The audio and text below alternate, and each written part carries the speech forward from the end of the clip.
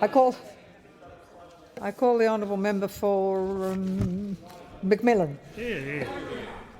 Thank you, Madam Speaker. My question is to the Minister for Communications. My question is, what impact does the NBN have on the debt burden faced by the government? How have previous approaches to the NBN impacted on the budget? I call the honourable Minister for Communications.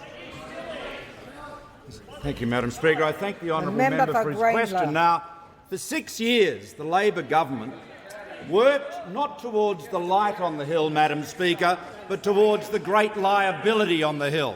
That was their effort, 6 years towards that big liability. And one of the major components of that was the delusion that the national broadband network would be a wonderful investment. Indeed, when it was first announced by Prime Minister Rudd, he said it was going to be so fantastic that mums and dads would be lining up to invest in it. You could just imagine the government bringing in the crowd control barriers, training the AFP to link arms to hold back the hordes of anxious investors desperate to get their stake. But the Prime Minister Rudd, he said, no, you can only have 49%. You can only have 49%. And the member for Melbourne Port. That fantasy didn't last very long. But even as recently as last year, in the middle of last year, Senator Conroy and Senator Wong were out there claiming the project would generate a rate of return of 7%. The Minister will resume his seat. The member for the honourable member for Isaacs. The Minister knows that he is required by the standing orders to be directly relevant, Speaker, and he has not yet even attempted to be directly relevant. The Minister has the call. Yeah, well, speaking of the bar, the Education Minister, Madam Speaker, it reminds me again of the late Neville Rand's great line, anyone can go to jail if they get the right lawyer, and we're constantly reminded of that every time the member for Isaacs gets up.